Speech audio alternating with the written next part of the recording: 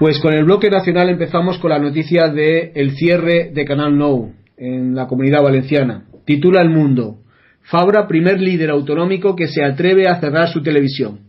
Argumenta que al anular el Tribunal Superior de Justicia de Valencia el ERE, su gobierno no podía gastar más de 110 millones al año en detrimento de los servicios sociales. El País titula: Canal 9 cae la primera autonómica. La Generalitat Valenciana cierra su televisión tras la sentencia que anula el ERE que ha dictado el Tribunal Superior de Justicia de Valencia. Fabra dice que no puede asumir los 40 millones para readmitir a 1000 despedidos. Julio, desde Reino Unido hay información sobre esta noticia. Os juro que nadie sabe lo que es la televisión autonómica valenciana. Eso iba a decir, ¿cómo va a haber información sobre esto en Inglaterra ni en ninguna parte del mundo? Esto es una noticia absurda que solamente puede suceder en España. Bien, yo quiero destacar varias cosas de esta noticia. La primera es que he oído en las televisiones, que es lo que yo veo, o en la televisión, en las noticias, a sesudos comentaristas diciendo que es un ataque a los derechos fundamentales. Incluso creo que los sindicatos están hablando de ataque a los derechos fundamentales y en concreto al derecho de información pública que tienen los ciudadanos. Yo no sé dónde está ese derecho concretado, porque una cosa son las declaraciones abstractas y otra cosa son los derechos subjetivos. Se considera que la Comunidad Valenciana, y además el que lo dijo, decía además en valenciano, es un ataque al derecho fundamental de información, además en lengua valenciana, para el colmo, además de eso. Sí, parece ser que la opinión dominante, la hegemónica en España y en los periódicos, que están en contra de esta medida, una medida que está impuesta por razones económicas. No ha sido una apuesta ideológica que ha aconsejado a Fabra que cierre. No, es que el Tribunal Supremo ha anulado el despido de 1000 obreros del canal Nou, el 9. Y como no tiene dinero ni para pagar los despidos, que son 40 millones, ni para costear las pérdidas, que son 1000 millones, las pérdidas al año son 1000 millones, como no tiene dinero, pues tiene que cerrarlo. Es que tiene otra manera de hacer. Esa es la consecuencia de la demagogia. La Constitución española es un manojo, una panoplia de medidas demagógicas. En la Constitución española, desde la primera letra a la última, no es más que pura demagogia. Eso no es norma jurídica. Ninguno de sus preceptos es aplicable ante los tribunales. Eso no es una ley, ni es una ley de leyes, ni es una norma de normas. Todo eso no es más que pura bazofia propagandista. La Constitución íntegra. Y ahí tenéis la prueba. Ahora creen los valencianos que se les está atacando en sus derechos fundamentales de tener una televisión que les cuesta 1000 millones anuales de pérdidas, pero que tienen derecho a tenerla porque es por el derecho a la información, porque tienen derecho a que esa información sea de un órgano público, para que no sean los intereses privados de las televisiones privadas las que persigan deformen las noticias, sino una maravilla de Estado y de gobierno que son los que nombran los directores de las televisiones estatales autonómicas. Pues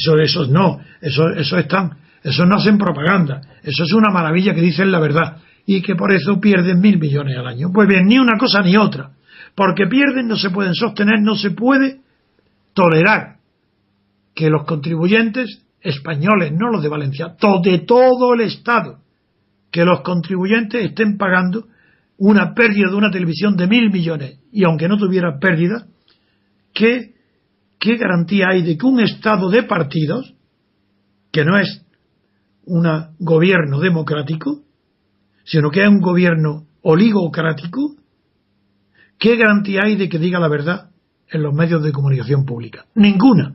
Son peores que los privados, porque al menos los privados se saben quiénes son. Se sabe cada uno a qué sector financiero apoya, a qué partido apoya. Pero el público, bajo una apariencia de neutralidad, está simplemente defendiendo los intereses del gobierno de turno, aquel que está pagando y poniendo directores en los entes públicos.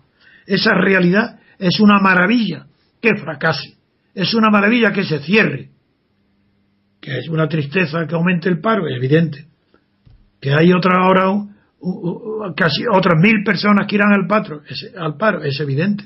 Pero es que acaso eso es más de lamentar que los casi 6 millones de parados que hay en España. A mí me duele más los 6 millones, no los 1.000 que tenían unos privilegios especiales que están ahí, por la mayoría designados a dedo, sin escalafones, en medio de una corrupción. No digo que esté bien la pérdida de empleo, digo nada más que hay que tener un orden de valores y que cada cosa tiene que estar situada en su puesto según la escala que tenga, según el orden de valor y de significado objetivo y nacional. Y la televisión, si el canal 9 desaparece es porque tenía que desaparecer, porque está perdiendo dinero, porque no se puede sostener nada público con el dinero de los contribuyentes. Quiero decir, nada que tenga carácter empresarial. Los servicios, una cosa son los servicios de salud, los servicios de educación y otros servicios. Pero las televisiones, ¿desde cuándo las televisiones sirven para informar? ¿Pero qué televisión en España tiene prestigio? Ninguna. Ni la 1, ni la 2, ni la 3, ni la 5. Belén Esteban tiene más prestigio que todos los comentaristas de la 1, de la 2 y de la 5 y de la 7 y de la 10 y de la 14. Fuera, está bien que se desaparezcan estas televisiones de propaganda y de canallería, porque es de canallesco que en nombre del público se promulguen, se difundan barbaridades, mentiras, propagandas inútiles, ordinarieces, vulgaridades. Así que me alegro de que cierre el canal y siento mucho que haya una pérdida de puestos de empleo, pero que no lo siento más que los 6 millones que hay en España. En referencia al cierre del canal 9 que se produjo el otro día, vienen distintas informaciones en los distintos periódicos. Por ejemplo, en El País titula: Fabra que ve innegociable el cierre porque no dispone de 40 millones para poder seguir abierto el canal. Dice: el presidente se escuda en la educación y la sanidad para justificar su decisión. Sin embargo, pues se ha asumido 47 millones de deuda, por ejemplo, por la Fórmula 1. La directora general dimite y arrastra a los consejeros del PP del ente. Por otro lado, los sindicatos parece ser que están controlando Canal Nou tras la dimisión de su directora. La programación habitual del ente se sustituyó por críticas al cierre. El Mundo nos comenta: trabajadores del canal, nos adueñamos hoy de esta televisión. Han comentado los trabajadores, hicieron un programa especial y, por ejemplo, comentaron: hoy podemos hablar, hoy este programa estamos haciéndolo los trabajadores, hoy hemos tomado la decisión de hacernos dueños de esta televisión, dijeron en directo. Sin embargo, hubo críticas también y autocríticas. En el informativo del mediodía se dijo que no siempre se pudo llegar al fondo de las noticias. Por ejemplo, mientras se emitían imágenes del accidente del metro en Valencia, en el que murieron 43 personas y que fue silenciado por la televisión pública del Canal 9. Y entonces se excusan: sabemos que les hemos fallado a veces, dijeron incluso. Bueno, otro titular también de La Razón dice: Fabra, era o la televisión o la sanidad o la educación. Esa es la noticia. Sí, he leído y he visto en la televisión que digo que prefiere muchísimo más cerrar la televisión que un colegio o un hospital. Sí. Eso fue lo que he oído de él, ¿no? Sí, también hay Ignacio González, el presidente de la Comunidad de Madrid, ha entrado también al trapo y está comentando: pues amenaza con clausurar Telemadrid si él sufre un revés judicial, el mismo que ¿Pero qué revés judicial puede sufrir él? Porque también hay una demanda por el ERE que hizo en Telemadrid. La ha hecho. Y está pendiente.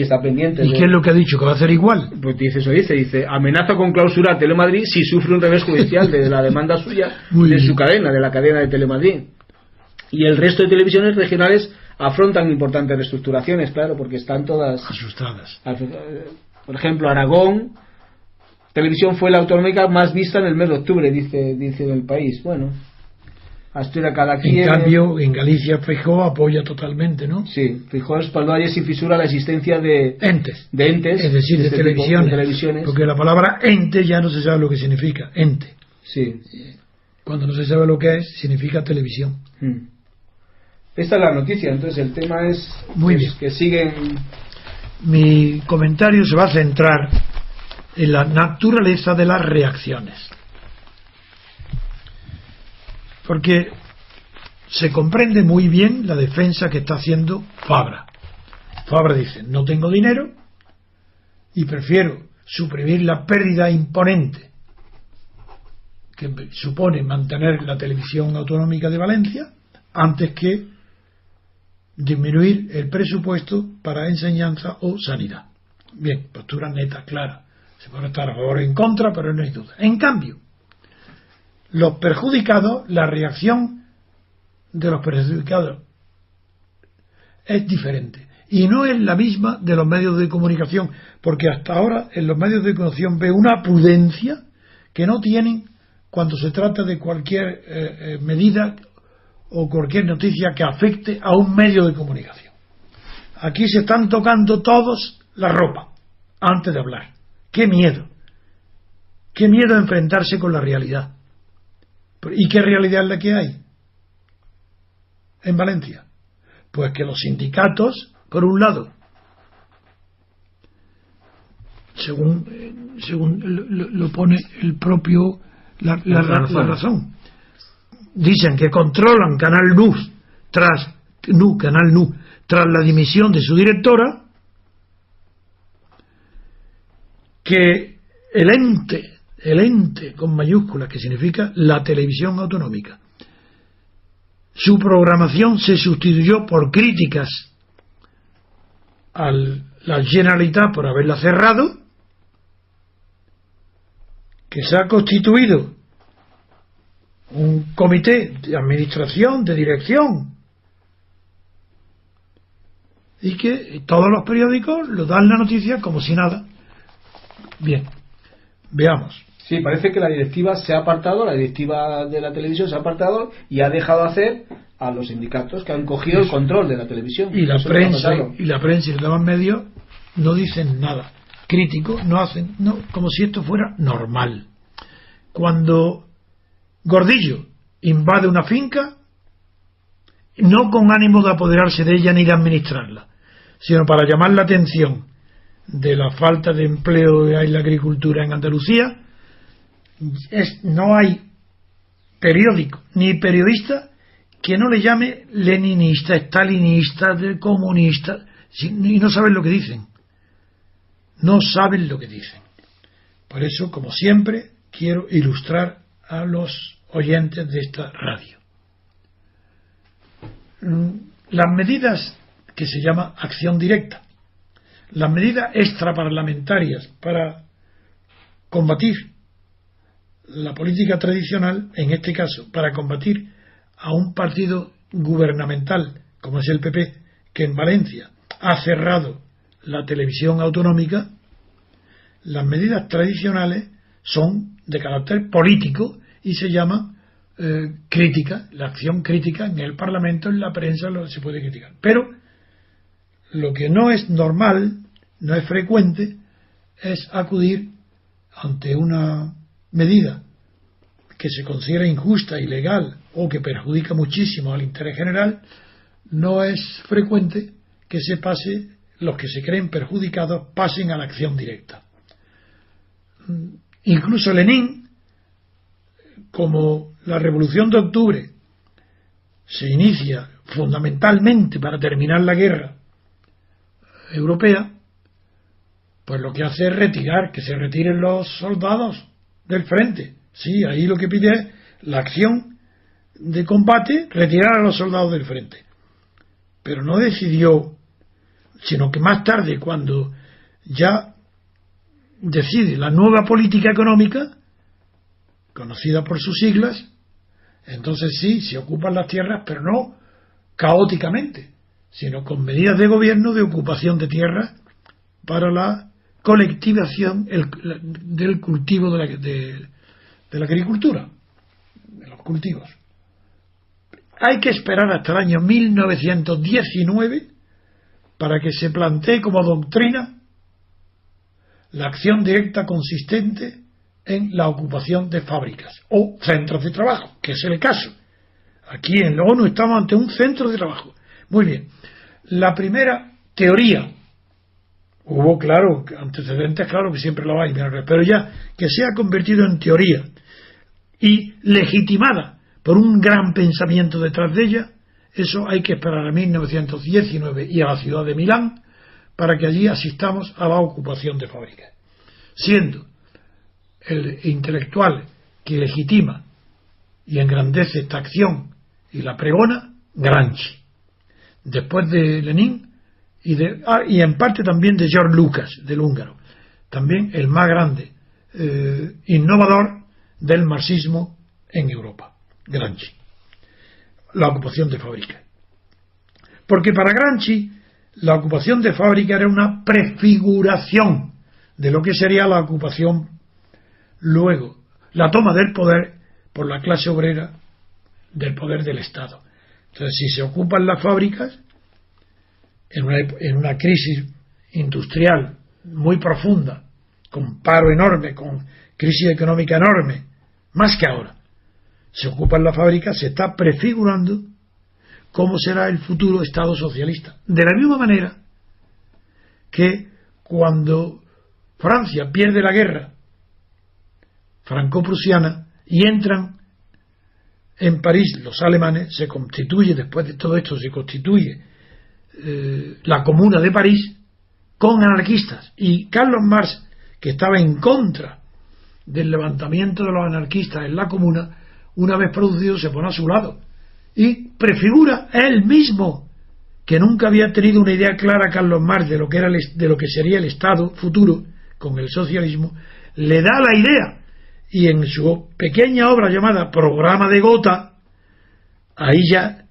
es la primera vez que esboza, sobre la base de lo que está sucediendo en la Comuna de París, pues se está ya ahí tomando la idea de que la revolución comunista tiene por fin conquistar el Estado de la burguesía, rebajárselo a la burguesía, constituirse en dictadura del proletariado en el Estado, para que administrando y cogiendo el mismo instrumento ideado por la burguesía para dominar a la clase obrera, el mismo instrumento lo revuelva contra la burguesía. Esa es la pequeña teoría, muy poco comparado con la obra magna de economía y sociología que hizo Marx.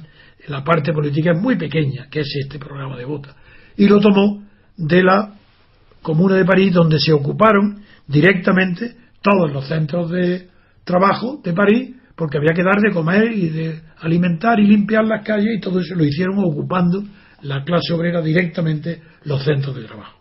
Pues esta medida ultra revolucionaria, la que se condena en Gordillo, sin embargo, como se trata ahora de un medio de comunicación y todos los periodistas se rasgan las vestiduras cuando se pierde un puesto de trabajo de un periodista, y yo siempre estoy recordando, pero que si hay 6 millones de parados, ¿qué es esto de dar preferencia y poner por delante siempre a los puestos de trabajo del periodista? A este propósito quiero recordar algo que fue importante en su momento y que para mí sí que tuvo trascendencia. Cuando se cerró el periódico Madrid, se cerró el gobierno, no se cerró. Cuando el gobierno cerró el periódico Madrid, y puse, yo como abogado, el pleito que gané ante el Supremo, gané 17 pleitos en la audiencia contra la Falange, contra el gobierno, todo en medio de una campaña tremenda de difamación contra mí, y sin embargo gané. Pues bien, me di cuenta enseguida que el enemigo, para mantener la lucha clara, neta, contra el gobierno de Franco, defendiendo la libertad de prensa por encima de los puestos de trabajo, eso fue mi batalla. ¿Quién tuve de enemigo? Inmediatamente. Pues un pequeño grupo de periodistas que se constituyeron en un sindicato, no, una asociación de periodistas interna con la ambición de tomar parte en las decisiones de la empresa. Esto era Vicente de Juan, era una buena persona, un pobre hombre manejado por Miguel Ángel Aguilar y honesto, Estos lo constituyeron y a lo que voy. Yo defendí allí la integridad absoluta de la batalla contra el gobierno de Franco por la libertad de prensa del periódico. Entonces el gobierno publicó y hizo una declaración diciendo que Antonio Fontán, director del periódico, tenía que dimitir inmediatamente para que fuera director José María Alfaro, uno de los poetas que contribuyó a la letra del himno de la Falange. Pues bien, este grupo de periodistillas que tanta importancia ha tenido luego en el país, que está Miguel Ángel Aguilar o Boneto, en las revistas que han ocupado y que hoy siguen ocupando como comentaristas en los medios en los telediarios, como si fueran como tertulianos. Pues bien, este grupo se enfrentó a mí directamente, porque yo dije que era imposible, que el periódico se mantenía cerrado y no se abría si la condición era que se tuviera que aceptar como director al falangista José María Alfaro. ¿Y sabéis lo que estos declararon? Ahí están en las hemerotecas, los honestos, los héroes de la libertad, que ellos estaban para defender el puesto de trabajo y que aceptaban un tebeo dirigido por Emilio Romero Alfaro antes que mantener el periódico cerrado. Pues, ¿y sabéis lo que yo tuve que hacer para vencer la resistencia de este grupo aristocrático y presumido de intelectuales que se creían señoritos por encima de la clase obrera, que eran los que estaban abajo en los sótanos, en los talleres? Yo lo que hice fue suspendí las reuniones arriba en la planta noble del edificio. Planta noble quiere decir la planta alta, no quiere decir más que eso, y me bajé a las linotipias, a los sótanos, para allí informar directamente en un solo cuerpo, confundidos obreros, trabajadores de la prensa, en las linotipias, hasta el último empleado del periódico, junto con los periodistas. Y claro, ahí tenía mayoría absoluta, y por eso saqué adelante todo, y por eso pude darle la batalla y ganarle la batalla de propaganda más grande que nunca se ha hecho contra el gobierno de Franco. Como lo recordaréis lo que tuvo que hacer contra estos periodistas, pues que como tuve que vender como abogado todos los bienes del Madrid para pagar justamente a los obreros y a los periodistas, pagarles su sueldo, que incluso logré, cosa que no se ha hecho jamás en la historia, pagué a todo el mundo, y a algunos que se sumaron para apoyar toda esta acción al final, ahí todo el que quiso voluntario lo accedió, pudieron cobrar hasta un 10% más de lo que le correspondía con arreglo a la ley. Bueno, pues eso lo que hice fue que obligué al constructor en el contrato, al que compró el edificio para edificarlo, que tenía que destruirlo con dinamita, sin que mi nombre apareciera, porque si no lo hubieran prohibido. Lo hizo así. Yo me subí arriba, y fue una medida mía, arriba de la azotea de los edificios vecinos. Convoqué a toda la prensa europea y americana, televisiones, periodistas, todo, y ahí se voló el edificio. Y al día siguiente se hubo lo que yo perseguía, el New York Times y todos los periódicos del mundo en portada, la fotografía de la voladura del periódico Madrid, con titulares: así trata Franco a la prensa. Y era yo el que lo había hecho, era mi deber poner en evidencia ante el mundo quién era Franco y cómo volaba el edificio, porque es verdad que fue por Franco que se cerró. Pues esa lucha tuve que hacerla contra Miguel Ángel Aguilar, contra Oneto, contra los periodistas grupitos que se creyeron y se creen que han sido alguien o ellos algo en la transición, cuando no han sido más que unos sicarios que se han enriquecido con directores dirigiendo. Ya han enriquecido, no, los pobres no saben ni siquiera lo que es el dinero. Han vivido y tienen fama y se mueven en los medios y los llaman y comparecen simplemente porque fueron traidores a la libertad política. Tras este paréntesis que he recordado, porque fue evidentemente una gestión yo que hice como abogado, nunca como acción directa, para la voladura del periódico Madrid, ya vuelvo al comentario que he iniciado sobre la acción directa que los sindicatos y los empleados, los trabajadores del canal autonómico de televisión de Valencia han iniciado con palabras tan claras como diciendo, por ejemplo, los trabajadores del canal dicen: nos adueñamos hoy de esta televisión, ¿Cómo que nos adueñamos? Nos adueñamos quiere decir nos hacemos dueños. Es decir, lo que España, que está en un régimen neofranquista, que Franco ha muerto en la cama, que nadie de los trabajadores, quiero decir, de los sindicatos de la época, cuando murió Franco, ha planteado jamás el tema que planteó Lenin en la Revolución de Octubre y Gramsci en la Revolución de Milán, de la fábrica de Milán del año 19, de la ocupación de fábricas, porque la idea que quería terminar con ella es que Gramsci prefiguraba la ocupación de fábricas para que la administración de las fábricas por los obreros, no al modo anarquista, que fue en la Comuna de París, sino al modo socialista, estaba ya construyendo el modelo que seguiría un Estado comunista. Pues bien, después esto, como estas tácticas fracasaron y ya la vía parlamentaria sustituyó a las acciones directas y la política a la acción en la calle, la política se olvidó todo esto antecedente. Y ahora resulta que en España, el país más derechista de Europa, con una clase política franquista, porque los que eran antifranquistas continúan con el mismo tic como Izquierda Unida que no conciben ninguna política con libertad, porque ellos no añoran la libertad, estaban habituados a vivir sin libertad y continúan viviendo sin libertad, porque no hay libertad colectiva, hay libertades individuales, claro que sí, pero no hay libertad constituyente. El poder político no lo tiene la libertad. Cuando se habla de que el poder lo tiene el pueblo, qué tonterías se dicen. Ahora los trabajadores saben muy bien lo que dicen, los del canal de televisión, los del ente. Pues los trabajadores del ente dicen que nos adueñamos hoy de este ente. Claro, eso no es una entelequia, pudiera parecer, ¿no? Que ente, claro, sería una entelequia. Pues no, no es una entelequia.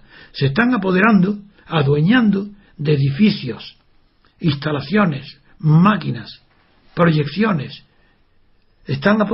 y administrándola, diciendo los sindicatos que ellos controlan el canal porque ha dimitido la directora o tras la dimisión de su directora. Critican y ¿qué es lo que se oye? Que es el colmo, que no hay pecado político mayor cometido jamás en Valencia que el cierre de su televisión, sobre todo porque es valenciana. Entonces todos consideran como un derecho divino, no cuasi divino, derecho divino, que todos los valencianos tienen que tener una televisión autonómica, costeada por el contribuyente y que hable en valenciano. Y eso está por encima de colegios, por encima de hospitales, por encima de infraestructuras, carreteras, de todo. Lo primero, se ha atacado el núcleo de qué, ¿el núcleo de qué? Lo decimos la palabra, del nacionalismo frustrado valenciano. Claro que en Valencia hay nacionalismo, es evidente, y aquí está la prueba. No llega a tener la fortaleza del catalán, pero se le ha tocado en la herida nacionalista a los valencianos. Esa es su protesta. Por eso, ¿y cómo están todos los demás medios de comunicación? Pues bueno, lo primero que hay que hablar es de Madrid. Pero es que ¿acaso Ignacio González no está en una situación parecida? ¿Es que acaso no hay en el Madrid la misma posibilidad de que se concentre toda la acción después de una hipotética sentencia del Supremo, si anulan los seres como ha hecho en Valencia? ¿No puede pasar lo mismo? Claro que por eso están los periódicos tan prudentes y se tientan la ropa antes de hablar. Nadie quiere hablar porque todos son frustrados nacionalistas y todos, lo primero es el ente autonómico. Todos quieren tener su televisión, igual que hubo un tiempo después, cuando se acabó el tiempo de las reboticas, los tiempos donde Galdós hablaba de las reuniones del cura tomando chocolate con la señora y la rebotica, el farmacéutico con el notario, el registrador y el médico. Se acabaron con los casinos y todo pueblo no podía ser digno de ser tal pueblo sin un casino. Hoy no hay autonomía que se considere digna de ser autonómica si no tiene una televisión. Y con esa televisión lo ponen antes que todo, antes que la salud, antes que la enseñanza. Lo primero, que tengamos un espejo que nos diga todos los días, ¿verdad que no hay nadie tan guapo como nosotros? Espejo, espejo, ¿hay alguien más guapo que nosotros? Nadie. Como un nacionalista autonómico, nadie es más guapo que él, nadie. Pues por esa razón esta noticia está pasando y está siendo tratada con tanta delicadeza que nadie se atreve a decir que lo que están haciendo en Canal NU los sindicatos y los trabajadores del ente es lo mismo que hace Gordillo cuando se le critica por ocupar durante unas horas una tierra. Muy bien, pues muchas gracias, don Antonio. Con esta noticia cerramos el informativo de hoy. Muchas gracias a los oyentes y hasta el próximo programa.